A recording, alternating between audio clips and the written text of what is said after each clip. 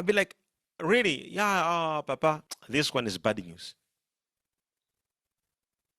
And they're talking to someone who I know that if I can cut them now, like this, their blood will come out ECG. They love me so much and they love the church. And these are the people who are being attacked. Someone is saying, Papa, that one doesn't love you.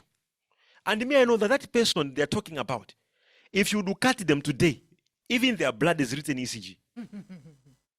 Their blood is written in Major1. They love the prophet. But why? The devil uses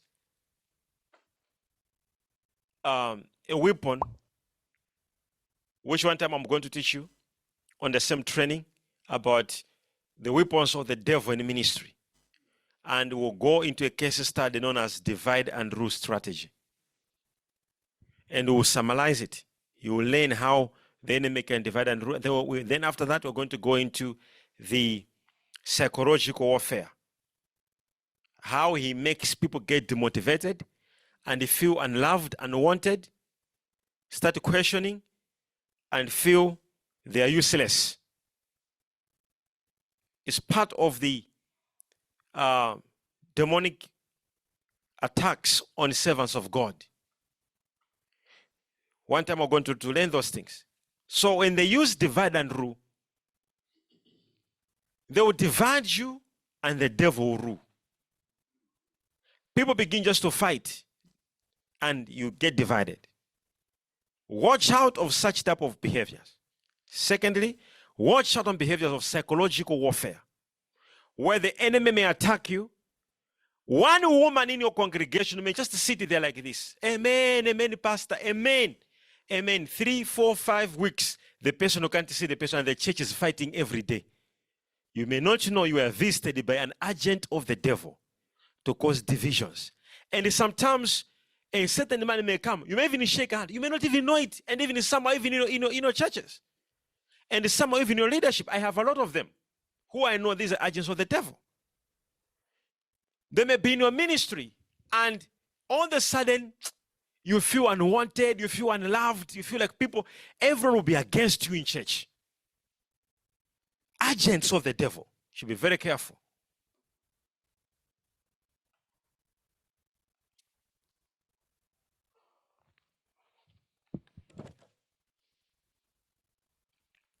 How many are following?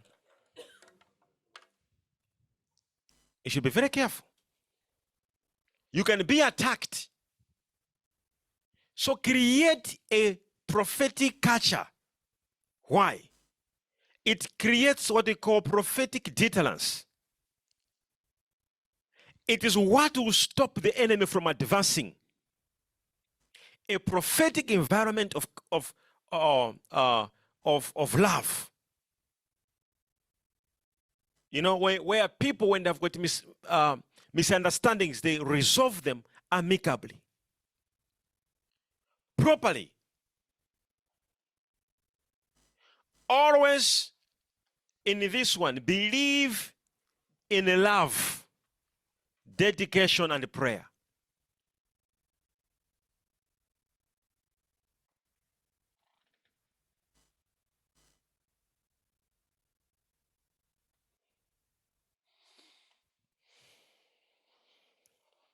Can you go ahead?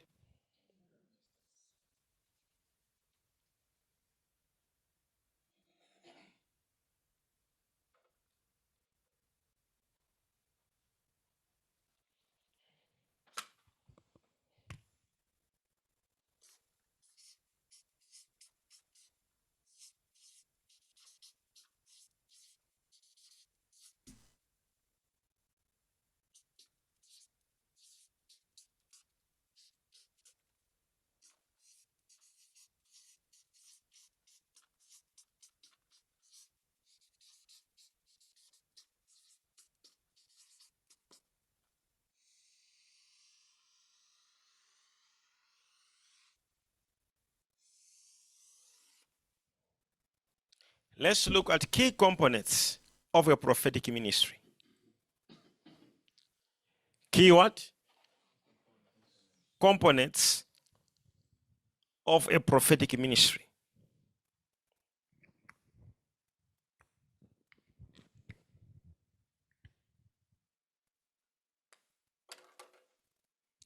Key components of a prophetic ministry.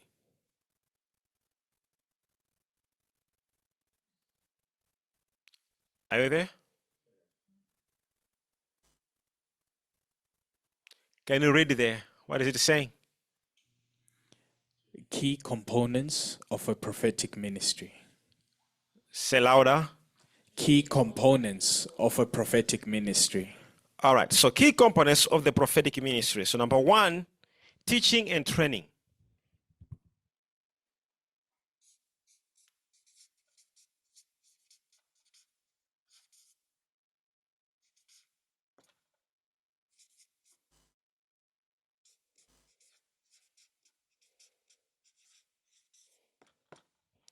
Teaching and training.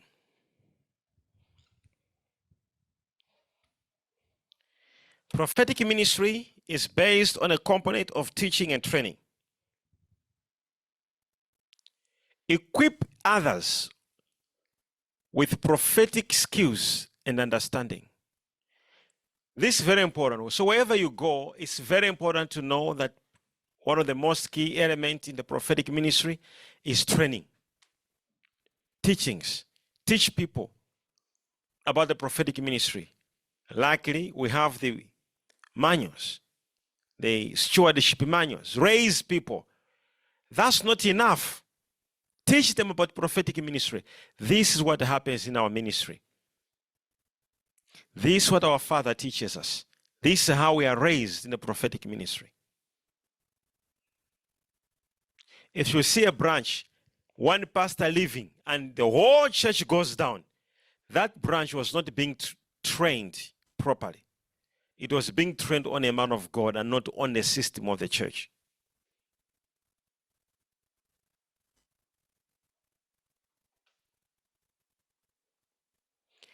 Equip the ministry. Teach people. Train the people.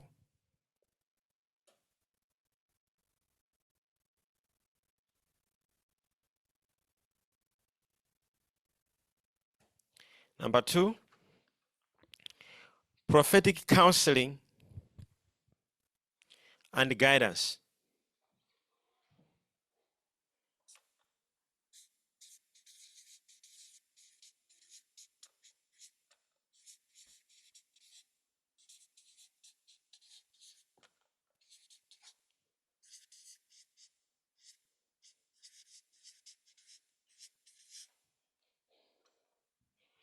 Prophetic counseling and guidance.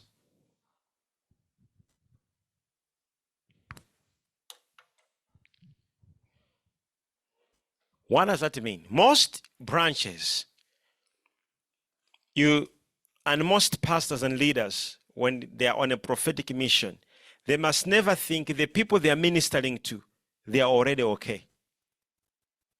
Some of the people that God will assign you to minister to will not be fine. They may need counseling. They may need guidance. We want to have prophetic counseling centers across the globe.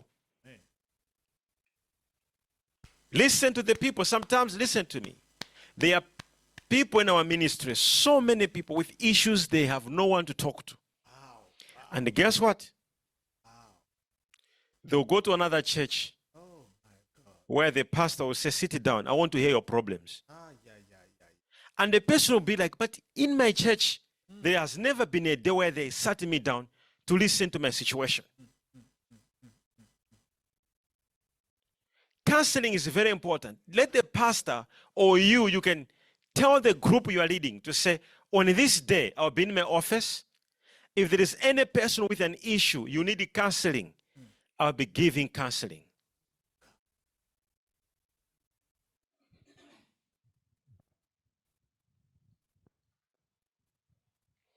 And it's very important. And whenever you're doing counseling, it is very important that if you're a woman, right? This is a manual. It's a training manual I'm giving right now.